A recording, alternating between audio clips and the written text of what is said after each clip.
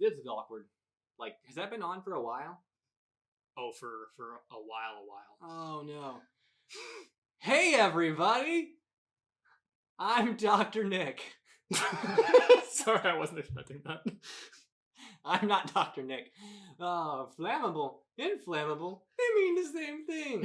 What a country. Anyway, welcome back to episode 5 of the podcast, which now has a name. We have no standards! And no pitch, apparently, either. That's going to be a lot of reverb I have to take out. Sorry, I think I've probably scared Meredith too. Probably. My wife is sitting up in She's the actually living room. not over there No, this not time. this time. She's sitting up there reading a book. And Was reading a book. Was reading a book. Zoe, Sorry! This is why Zoe doesn't show up. Anyway, we are definitely not recording this on the same day as episode 4. No. I like this shirt. I decided to wear it again. Yeah, I just...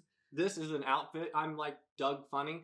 The cartoon that none of you have ever heard of. I was going to say, you went early 90s with I that only one. say that because there was an episode where his outfit becomes cool and no one thinks that he was wearing it beforehand. And then they go to his closet and it's like cartoons breaking the fourth wall and it's literally just all the same outfit, but everyone thinks he just bought it after it became the popular thing to wear. That is an obscure 1996 reference for you. It is so obscure that I don't remember that episode, and I watched Doug quite a bit. I love Doug. It was a great cartoon. I It's liked probably it. still a great cartoon. I liked Doug.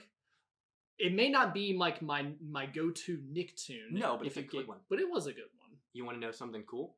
Do you know who did a lot of voice acting in that?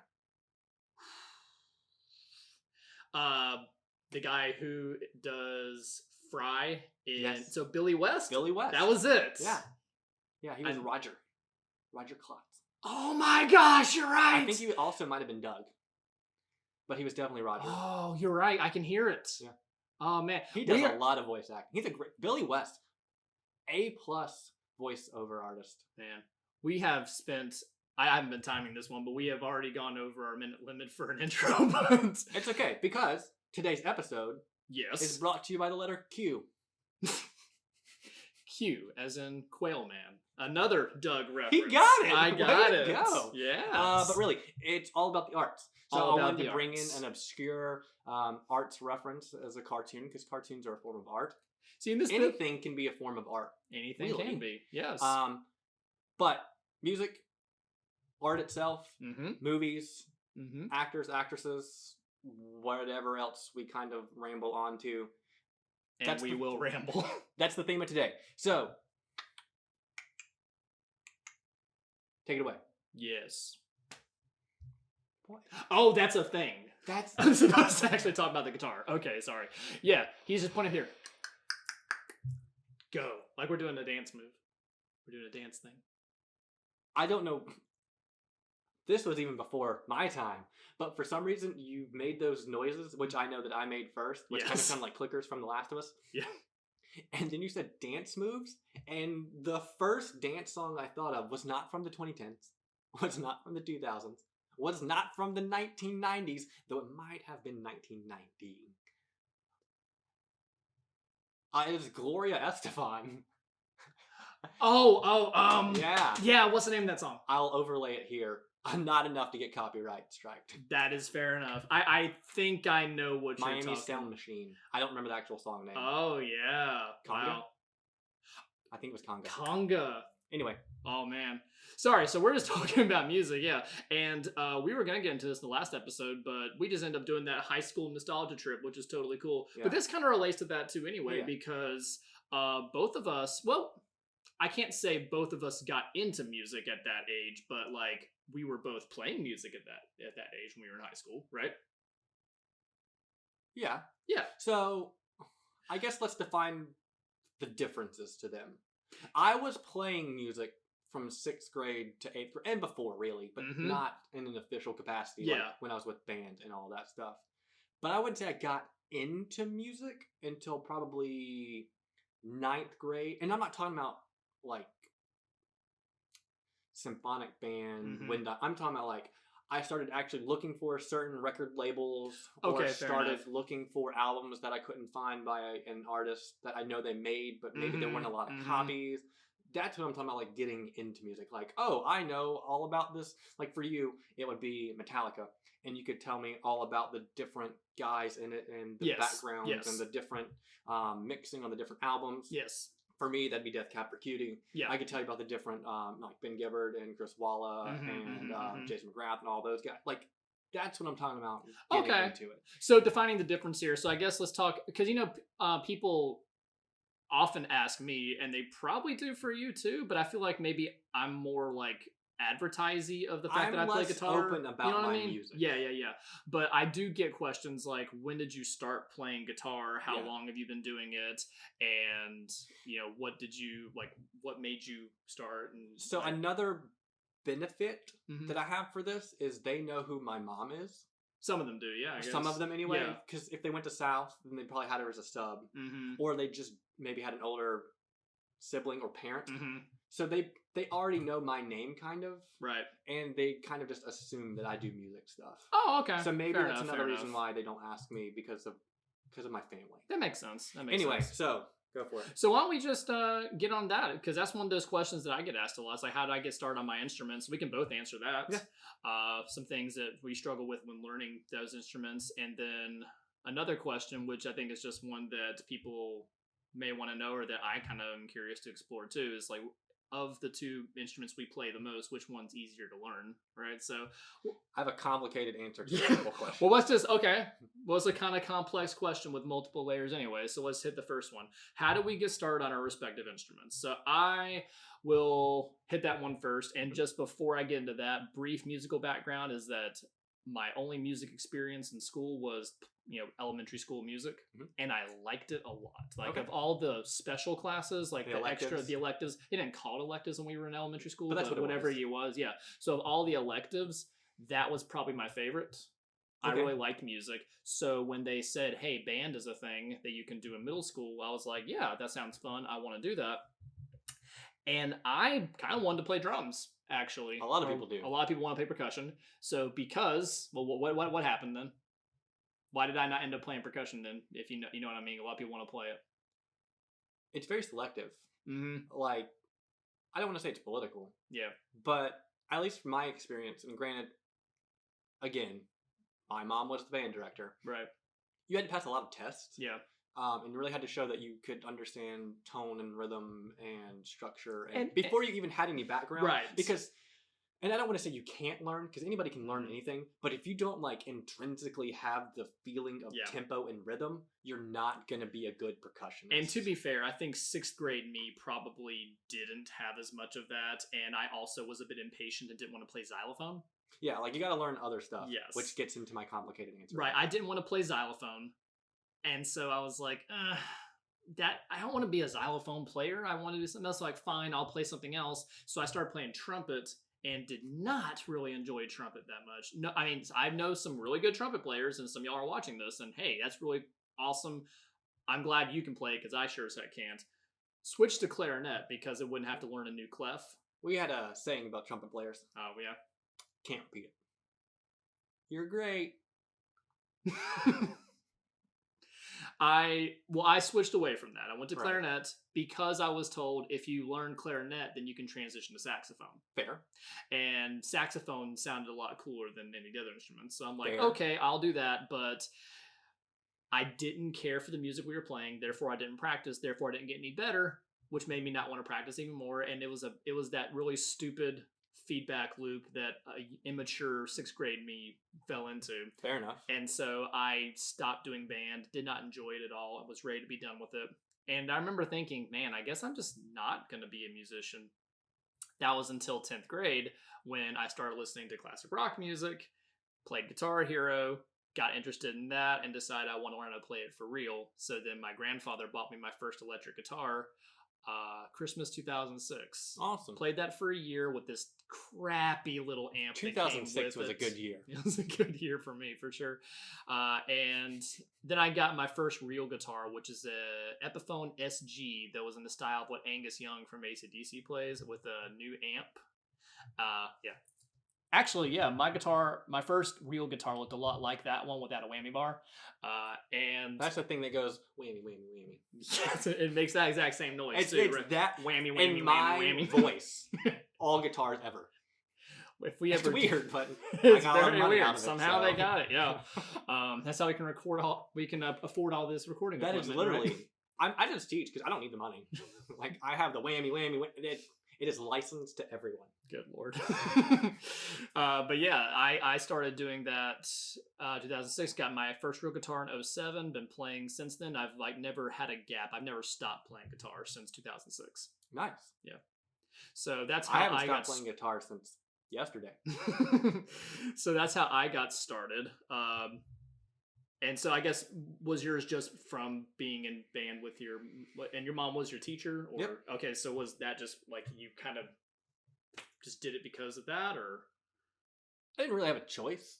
Okay. Well, I did. Like Right. I could have totally not done band and everything would have been fine. But I mean, I did it. I'll be honest, like I grew up around it and I spent a lot of time around it. I didn't know if I was going to love it because as an athlete, it kind of, now granted, 6th grade athlete, you only get so serious when you're 12 years old or whatever. That's true. But it's hard to add something that requires that much time to your plate. And even I could tell that in early middle school. Like I already spent a lot of time on school and spent a lot of time on sports. Adding music to the mix was even more time to add to my pretty tiny plate. I mean, you only have so many working hours as 11 or 12-year-old. But I went ahead and did it anyway. I actually thought about playing saxophone. Oh yeah. And ended up with percussion. Well, see, and there you go. So my sister actually plays saxophone quite a bit better than I am at it. I don't even know that I knew that. I thought Yeah. was saxophone her only instrument? She can play other things, but it's her main one. Okay, maybe I did know that at some point. Yeah, like but that's her main thing. it's just not one of those instruments that is just lying around it.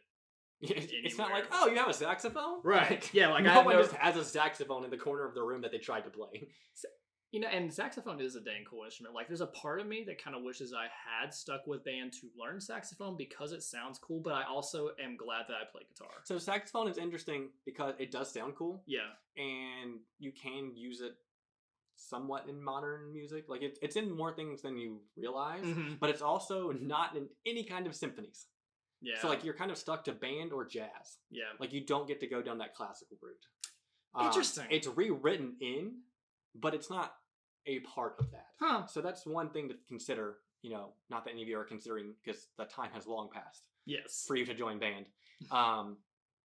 But anyway, so I went ahead and signed up for that. Mhm. Some of you might know my mom had her as a substitute, maybe a sibling or older person in your family. Sorry, Mom. I'm getting old too. But, you know, ultimately I decided to play drums. Mm-hmm. And here is a fun fact for you, though. Oh, yeah. Not a factoid, as we learned in the last episode. An actual fun fact for you. My mom, all growing up, was convinced she was never going to have kids. But she said if she ever did, if for whatever reason she decided to have kids, that they would never be a percussionist. 0 for 2. And then anyway, that just was kind of the beginning of my road to being, I can't say that word here. Can you bleep it? I guess I could. Oh, we've never tried bleeping stuff. I believed you when you were talking about Sonic.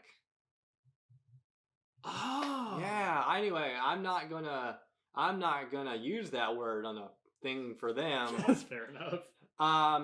But not knowing that I was gonna stick with it, I ended up playing all the way through my time in Appalachian. So I've had a large gap in between playing. Mm-hmm. But I mean, I think even, you know, you would attest that I'm picking it up again quickly now that I'm getting to practice. We've even recorded you playing some, Yeah. and it's actually pretty cool. Yeah, and you know, I would be better than I was if I hadn't taken that time Mhm. off, but it's still fun to play for fun. It's something I've kept with me 20 years later. So I know a lot of the people that are actually watching these at the moment, but who knows? Maybe we'll go viral one day and this audience will expand and all these super specific references will seem Yeah. very dated. That would be kind of Yeah, especially like Interesting. if like Angus Young was like, that's not what my whammy bar sounds like. You didn't listen to that solo, that Thunderstruck solo? Dan, dan, whammy, whammy. It is completely out of tempo. Like it doesn't But match. people love that song. Isn't it crazy? You know, I'm not even. I think we've kind of hit the struggles a little bit. We kind of did, didn't we? Yeah.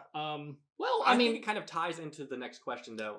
Which of the two is easier to learn? So yeah, I kind of hit both of those because some people who where I was going with that is those who are watching this who are in band and are musically inclined will have probably not played guitar. Some maybe have tried percussion, but most of the ones that I know who are watching this maybe have not tried my instrument, and few have tried yours. I will even go out on a limb to say that even those of you that have put your toes into the water that is percussion have not given it the due diligence it requires to realize how not good you are. And I don't mean that as an insult. That's true for anyone beginning to learn it.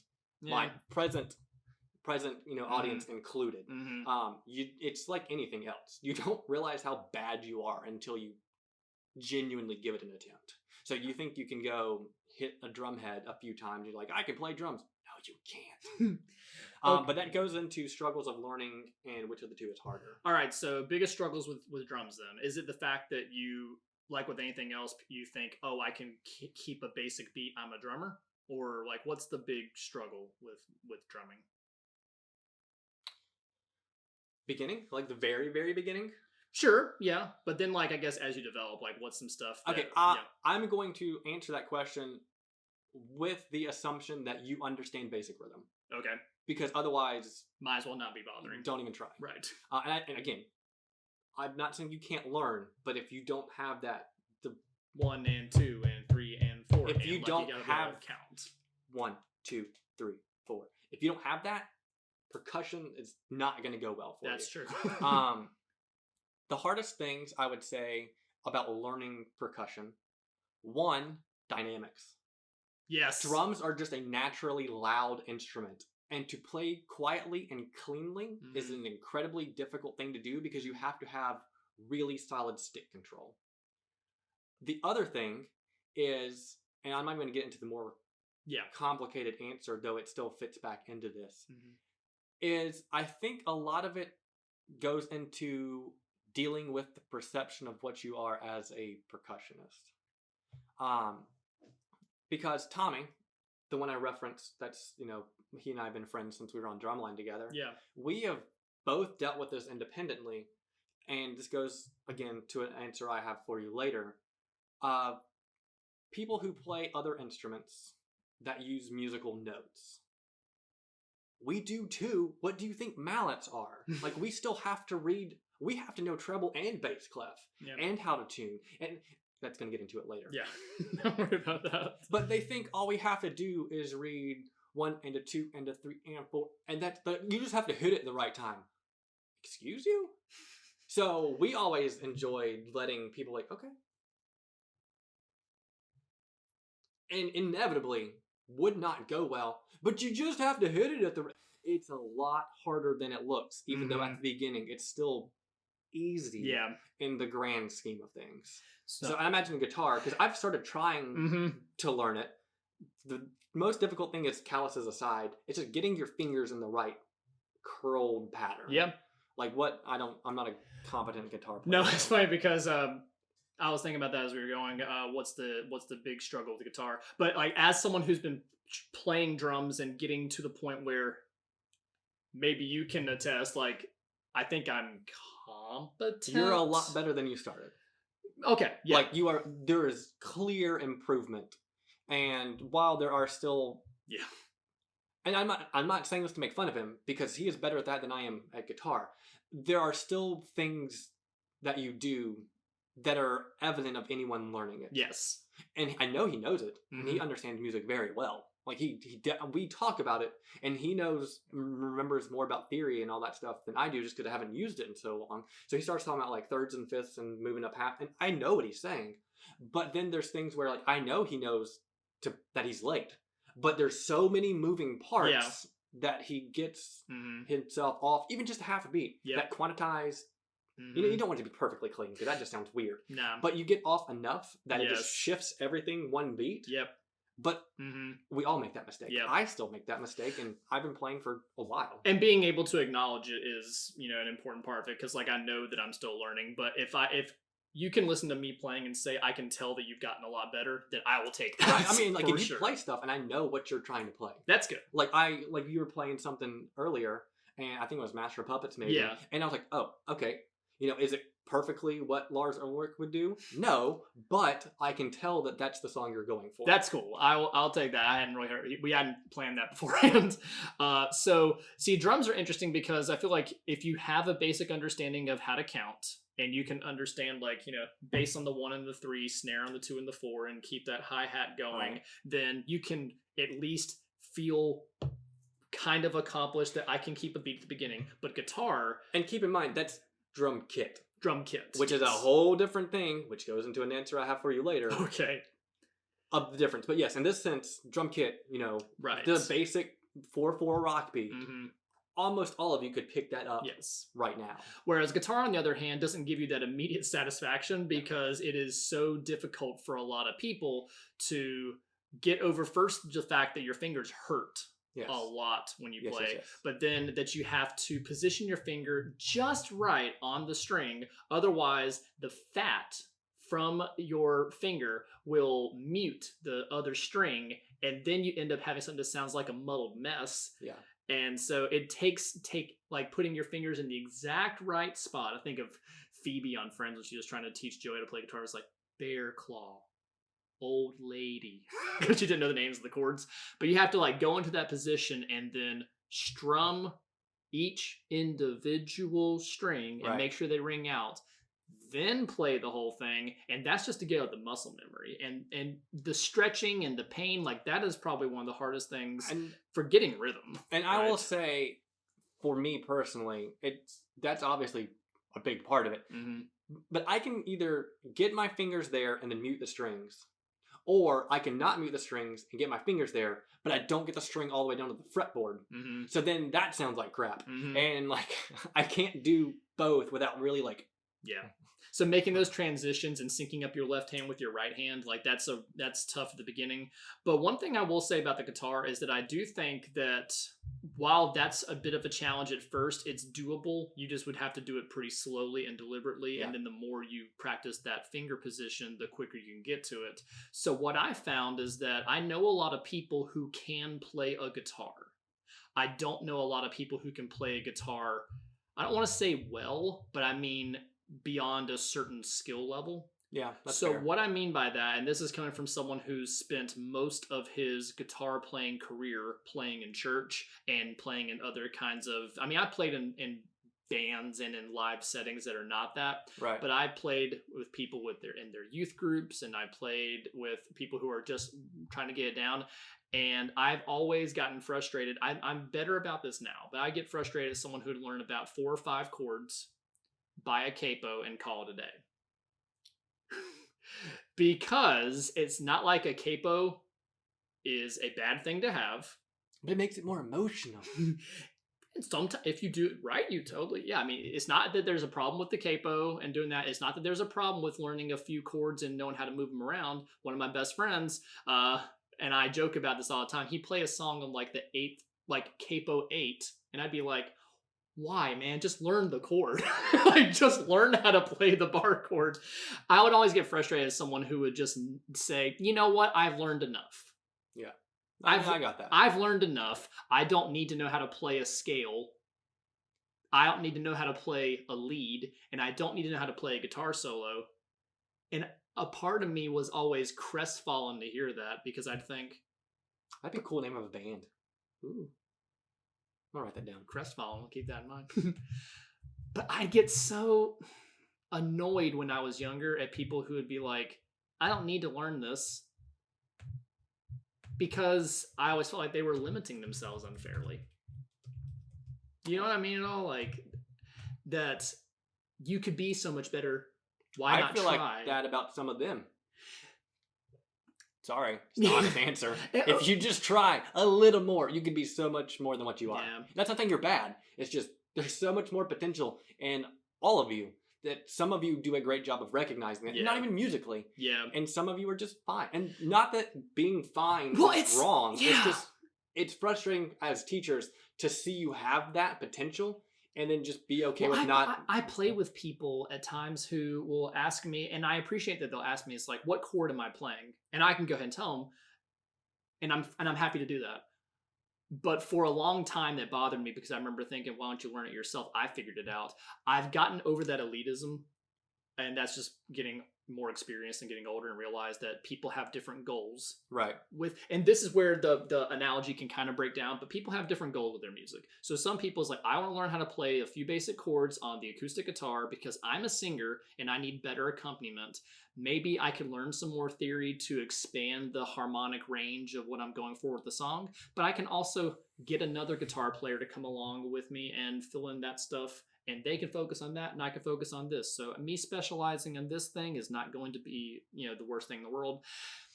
Fair enough. And like, It all depends on what your priorities are. And so there's a part of me that gets that too. It's like with drums right now, what's my priority? Get better at it so that I can be my own backing track. And so that if I want to write a song that features double bass, I can play it competently enough for recording, at least for now. And if I can take it beyond that and get really good, hey, that'd be nice. But like, if I don't become a fantastic drummer, I'm not going to be as upset about that as if I decided to stop trying to reach my full potential on the guitar. Fair enough. If that makes sense. It makes sense. There you have it. All right. So with all that being said, Yeah. like I've had experience with, but I guess you've had experience with guitar, but not as much. But we've both played both of these instruments. We probably both have our biases, but of the two, which is the most difficult to learn? Was that the way we phrased it? Which is the most difficult to learn? Yeah, which of the two is easier to learn? So that's not necessarily saying master, but which one is easier to learn? If you're talking intro level or like entry level, it's got to be a guitar. Like even as a percussionist, like guitar is the harder of the two to pick up at the beginning. No doubt in my mind. Yeah. Which one is more difficult to master? Every instrument ever? True. Like they're all really complicated. I mean, to master an instrument is an enormous amount of work, regardless of, except for bass. It's so funny because I've watched videos of people who are like masters of their instrument who really dive into the depths of what makes their music work, and I'm just always like, good gosh. Okay, you know what? Here it is. Here's that long answer. Oh, okay. I'm just going to say it then. All right. Because you were talking about, and you've never done this, because you know that I would rip you a new one if you did this. And I don't want to come off as percussionist elitist, because everyone goes to that phase of you kind of start to get good at something and you think we've talked about this before, the like curve of knowledge where you're like, I'm this good, but really you're like this good. Yes. Yes. We've all been there. Like we've all gone through our elitist phases of our tennis or taekwondo or guitar. And I basically already mentioned that elitism from guitar playing too. So the thing that drives me up a wall is when people say that drummers and percussionists are the same thing. They're not. Here's the difference. A drummer is someone who strictly plays the drums. Like if you're in a band, you can be awesome at it, and if all you ever play is kit, you're a drummer. There's nothing wrong with that. I'm not saying you're worse off, but you're a drummer. That's fair. A percussionist is someone that plays tens to hundreds of different instruments, including mallets, like xylophone, and you have the marimba, and you have the different sizes, and you have the different mallets, and you have to understand the theory, and you have to be able to read the music, and you have to understand key signatures and time signatures, and you have to be able to do 4 or 5 or 6 different instruments in one song at the same time, keeping tempo at the same place, going from the bass drum over to the timpani, running from the timpani over, play euro, then play So in other words, just to kind of to let you keep going, but if I'm thinking about the only drummer, and we're going off kit players, I'm saying in this situation, who I think who would be better classified possibly as a percussionist then would be Neil Peart from Rush. Yeah. Because he could switch between those things in the same song and in a solo, and go I'm to sure a lot of them and do all that. can. Yeah, like, but even then, he wouldn't be a percussionist by your definition. And I don't say they all have the skills to do it. Yeah, I'm sure they all could, but I don't know how many. Like, it doesn't matter what genre of music. How many of them you could give? There's guitar players that can't read music. Oh yeah, like a majority of them. I feel like can't read. They can't read the staff, at least. That's what I'm saying. Like, there's tabs for guitar, which is a different thing than standard notation, which is a different thing than playing by ear. Yeah. Because there's some, I think James Taylor, fantastic singer-songwriter, older than all of you, can't read music at all. He can't read music? Like, so I'm not saying you have to be able, I'm not going to be one of those snobs that's like, if you don't know what the major and minor, like, come on, it's music. Let's us all enjoy it. Yeah, fair enough. But if you don't understand those things, you're not a percussionist in my mind. Like, you don't understand the entire musical theory behind it. But if you're a drummer, you can go over to a kit, read no music, have no idea which line and which space does what, and just go to town and be awesome at it. That's the difference to me. Okay. Yeah, I get that. I consider myself more of a percussionist than a drummer because I am a lot better at the classical side of things than I am at kit. But I can still play kit. But people who are drummers and not percussionists will be way better at kit than I will at those things. And I don't know if this is your experience with this or not as a percussionist or as someone who's just been around other musicians. But I mean, what I've found is that at least in the kinds of, and this is a skewed, portrayal, but at least in the kinds of drumming tutorial video things that I see online from either Drumeo or even from people like Mike Portnoy, for example, from Dream Theater, right. Like people who are professional drummers teaching drumming or playing in a band. I will hear them talk about rhythm and time signature with music theory terminology to a level that I never hear really from other musicians. And that's what I'm saying. Some of those guys are very musically talented and not just at playing drums. Yeah, because I was going to say, do you think it's fair to say that drummers, like good drummers, even if we're getting away from percussionists, still really have a better understanding of theory, at least from a time like that time. But I think that would move you over to a percussionist. You'd say so. So like, is a drummer someone who plays kit but doesn't really necessarily know the theory, other than like this is like okay. You can still specialize in kit. Okay, but they understand the theory behind it.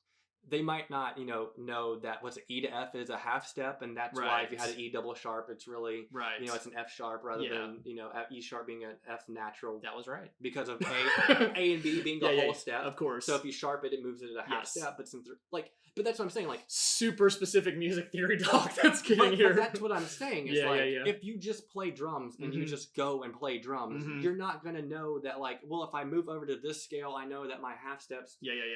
That's the difference. That's fair. Okay. I'm not saying that people who specialize in kit can't be musically theory and all that talented. Yeah. They're better than I am. Yeah. But by knowing that, I feel like they are then percussionists who specialize in kit. Yeah. Or something along those fair lines. enough. And the only other thing I want to say about theory before going into the next thing, because it's kind of relevant, is that... The only thing you want to cover? That'll make sense in a second. Theory is sometimes thrown out there as a bad thing. Like, I feel like by people who want to advocate, this is where I don't think it's necessarily the difference between like being like a guitarist and just a guitar player necessarily, but maybe it is if we're talking about percussionist versus drummer, guitarist versus guitar player. If you get what I'm talking about, 100% know what you're saying. Because there are people who can pick up a guitar, play your G, C, D, and E minor, put on a capo, and we're good. Right. And then there are people who understand the theory behind why those chords work with each other and can use it to write. And it's like, there are some people who will criticize the music theory side of things and say that makes it too complicated. You don't need to know that. You just need to feel it.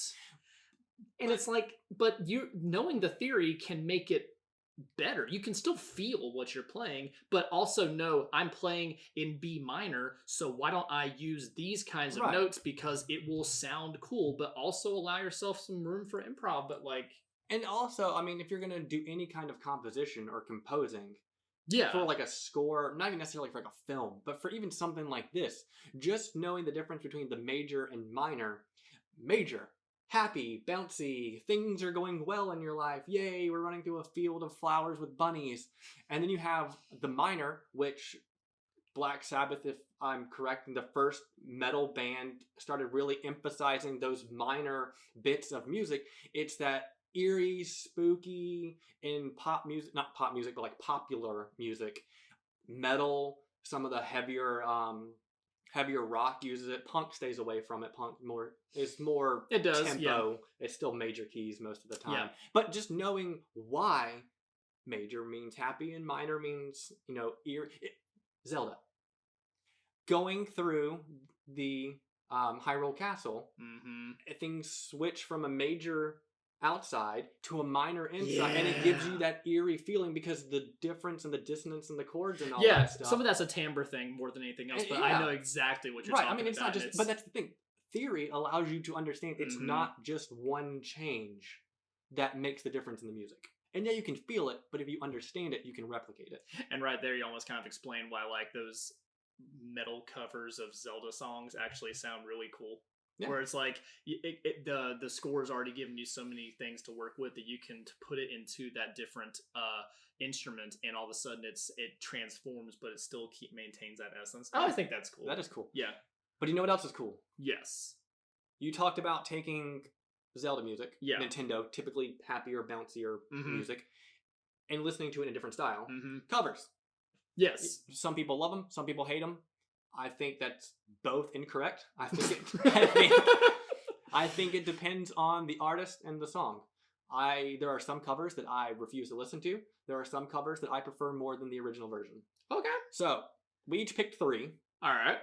I'm saying this like I had no idea that we had planned this. Bounce it back and forth. You can start it. So 3 just covers. To clarify, we're talking about some of our favorite cover songs. Yes. Right. Not an exhaustive list, but just some ones. I just picked 3 that jumped out to me. Same. I picked the first 3 that came to my mind. I picked the first 3 that came to mind, and I had to skip one because it uses a lot of stuff I can't talk about. Okay, fair enough. I'll tell you about it later. Okay, cool. All right, so I'll start. Okay. The first one that came to my mind is Van Halen's cover of "You Really Got Me." That one. Yeah. People, I had that cover is so good that a lot of people don't realize it's a cover and just think that's a Van Halen song. Nope. No. They covered, I think it's the Kinks, right? So they covered that, and what I like about it, so forgetting the fact that a lot of people at this point don't necessarily know that it's a cover, it's such a great example of how to preserve the integrity of a song, but updating it in a way that makes it sound better than it could have at the time it was recorded. Because the Kinks recorded that in, like, I want to say the 60s.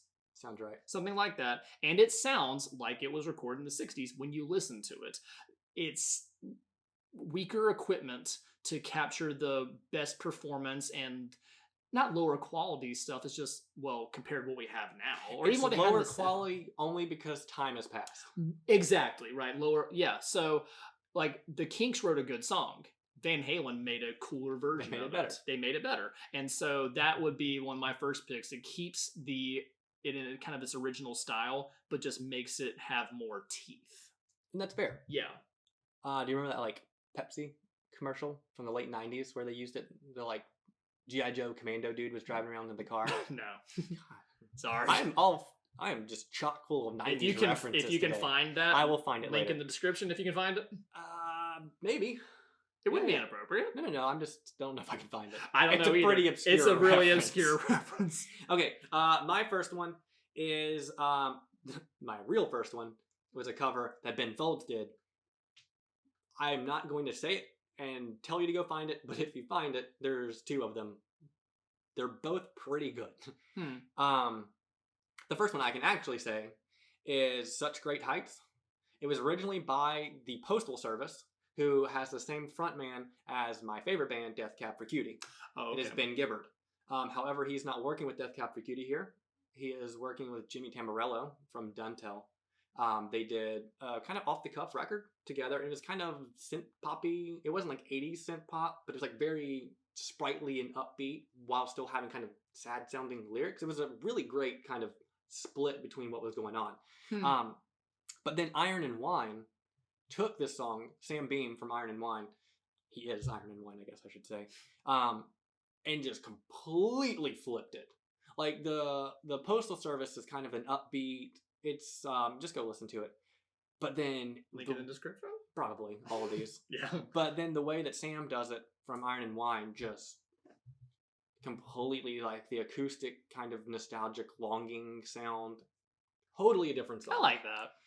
But they're both great and they both have their own uses. It's not like one improved the other. It's just, and actually Ben actually said that it's Sam's song now.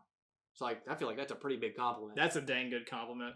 Yeah, that isn't the case with anything on my list, but I know that there was one I was going to put on mine that I intentionally didn't because I figured you would mention, and you did. We'll talk about that in just a second. The last one. Mm-hmm. Yeah. Yeah. But there is a KEXP, like an hour-long kind of interview / playset that Ben did, and he actually mentions it there that like he finally heard it in the early 2000s, and he's like, oh, that's way better than what I did.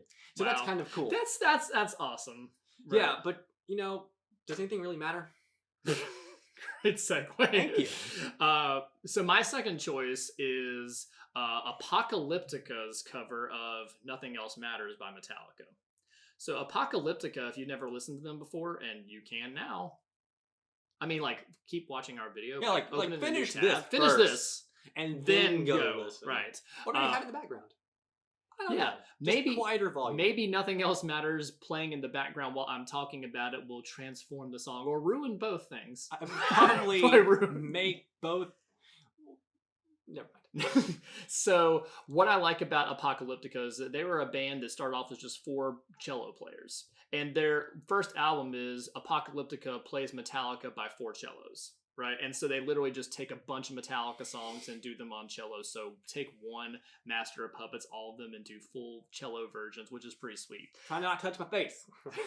Eventually, they ended up doing more with rearranging as opposed to just transposing the notes to cello. Yeah. And so this version of Nothing Else Matters is beautiful. They take it down a whole step from E minor to D minor, and you can just hear them using the layers just so beautifully. It's a great example of how you can change the arrangement and like flip a song like you were just talking about. And it doesn't wholly change the meaning of it, but it gives a new context. So much so that if I recall correctly, it was in the pre-wedding music stuff that I played before the wedding started. I didn't go to your wedding. I don't know. Yeah, why would I have invited you? I did go. It was nice. It was a fun wedding. It was. It was. That was actually a really good wedding. Like, there was a lot of stuff that happened before the wedding that was not fun. We won't get into that right now. No, but Barker, if you're interested, no. Maybe when you're older. Maybe anyway. And none of this has anything to do with... It's a whole no show. None of this has anything to do with my wife, by the way. She was awesome for the whole thing. She's great. Love you. But we did play this before the wedding. Yeah, I mean, and I'm sure you did. It's just, I was trying to take everything in. I know, yeah. No, it felt appropriate, though.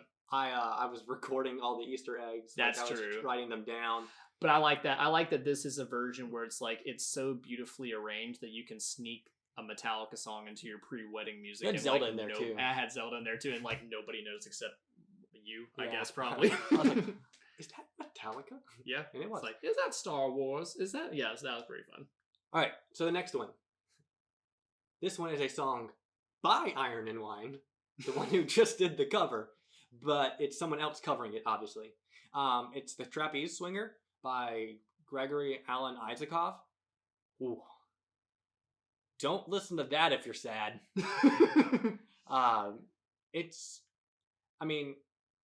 Gregory Alan Isaacoff does just phenomenal work. I don't know if you've listened to him a whole lot. No, I'm very much more in my genre of music. I didn't recognize the first 2 songs, to be honest, on your list. But my God, is he a fantastic artist. Mm-hmm. If you're into that kind of music, it's sort of like Iron and Wine, obviously. Lord Huron is another one that's kind of in that vein. Some of Death Cab for Cutie. It's just that. Lord Huron? Is that the name? How do they spell Huron? Huron. Oh, okay. You're okay. That makes sense because I was really thinking they were going for obscure Game of Thrones reference, like No. book 4 No. of Song of Ice and Fire. Euron Greyjoy. I mean, I'm like guessing that. that's how you'd say it. You wouldn't pronounce it that. No, that's probably right. It's just that there's a character, Euron Greyjoy, who's much better in the books than he is in the series, but that's all. Anyway, Sorry. just the thing I loved about this is both songs are good again. Mm-hmm. The way he sings it, especially the live recording, the one that I prefer, he is an amazing artist in that every song he sings, you get a mental picture painted. I like that. And it takes you to a place that feels like you've been there before, yet probably doesn't even exist. And he's one of the only artists I've really ever found that can just do that. Now, other artists have songs that do that, but every single one of his seem to kind of just move you to a place in your mind that you're not even sure really physically exists. That's good descriptive imagery Thanks. right there. I should have been an English major. It reminds me of how the songwriters for Africa by Toto described writing that song as a really weird... You mean a bunch of white people who never went to Africa wrote a song about Africa? Exactly, but they were talking about how it's like, when people asked them about that and said, you're a bunch of white people who wrote about Africa, but you've never been to Africa, they said, well, the song's really kind of about like nostalgia that you have for a place you've never been. And I was like, you know what? So, okay. Reference before I let you force the next one down our throats. I'm just kidding. It's a great cover. I sent it to him. Yeah. I mean, he already knew it. I had seen it beforehand, but he already knew it. But I was like, yeah, this is awesome. Yeah. James Taylor, going back to someone I referenced earlier, he had a concert in the late 70s, I want to say. And they were kind of talking in between songs and stuff, as he tunes his guitar and all that. And he had a great line where he was in Spain. And he was from Massachusetts. He grew up in North Carolina. His father was like the dean of the UNC medical school for a while. I know that. But he kind of traveled all over with his music. And he was saying it's the first time that he realized that you don't have to have a home to be homesick. And it just kind of makes me think of what we're saying here. Man. It was just a great line that I didn't really think of. Well, that's the kind of thing that a professional songwriter could just come up with. Right. So anyway. Sorry, I'm gonna marinate Canada's for a minute. Pride. Yes, Canada's Pride. So the next one, and again, at some point, listen to these songs in the description. Dragon Force's cover of "My Heart Will Go On" by Celine Dion from Titanic. It is power metal cheese at its peak, and they lean into it. Oh my gosh, they do. It's great though. The only other one that they've done like that is similarly like just what the heck, but I think this one really leans into it more so is they did a cover of Ring of Fire. I was going to say Under the Sea.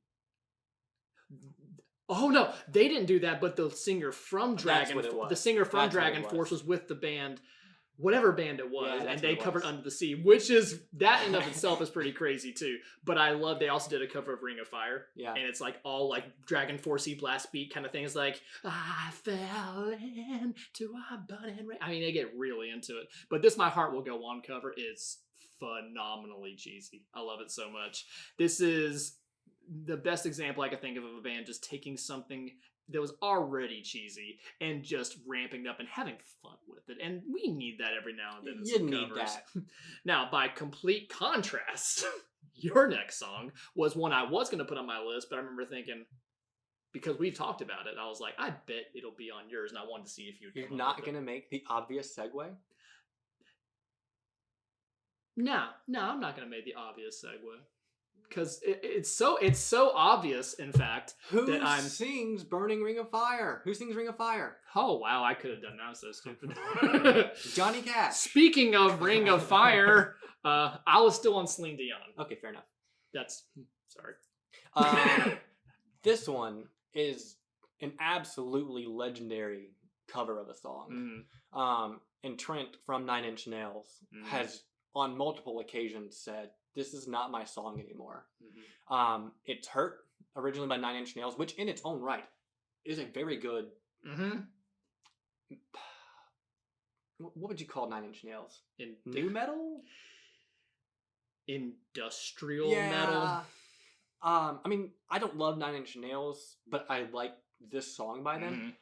But it was made not only just because Johnny Cash is one of the greatest country artists literally of all time. Mm-hmm. I mean, if you want to go back into that, he married June Carter, who was part of the Carter family, who was the original family of country and Western music. Go to AP and Ma and Clawhammer and all that stuff if you want to really get into that. I can talk to you about it if you want, but I imagine most of you don't care. Much like our 20-something minute long Right. music theory discussion we've had earlier. But not only did he take that song and just make it this depressingly, crushingly sad song because of all of the stupid and poor and bad decisions that he's made in his life. Mm-hmm. But it was made even more so by the fact that it was only like 4 or 5 months later that he died. Yeah, that's right. And it's just... I mean, you listen to it and you're just like, oh... Okay. And if you've never watched the music video, it really piles it on That too. just drives it. The video is my amazing. goodness. But it's a fantastic song. And he does Yes. a great job with it. Mm-hmm. But man, does it just lay on the feels. Mm-hmm. Yeah. And I'd say that with no, Right. joking intent Right. whatsoever. Man. Yeah. So- That's a lot. That's a lot just I think to that kind of... might just be an episode. Honestly, Just, yeah. Like that's a lot of music. We said we were going to talk about movies and actors and actresses, but I think we're going to hold off. You on know that. what? We're just going to keep it... Let's end it on Hurt. Let's end it on Hurt, and let's just say that this is the musical episode, right? Right? And So is that the title? Did you remember a title? I might have! All right, so what is it? So, the last episode... No. No? They can figure it out. Okay. Right. So, What is this episode? episode 5. 5.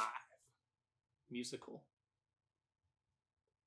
There you go. Now look back at episode Don't, 4. you're giving it No, away. sorry.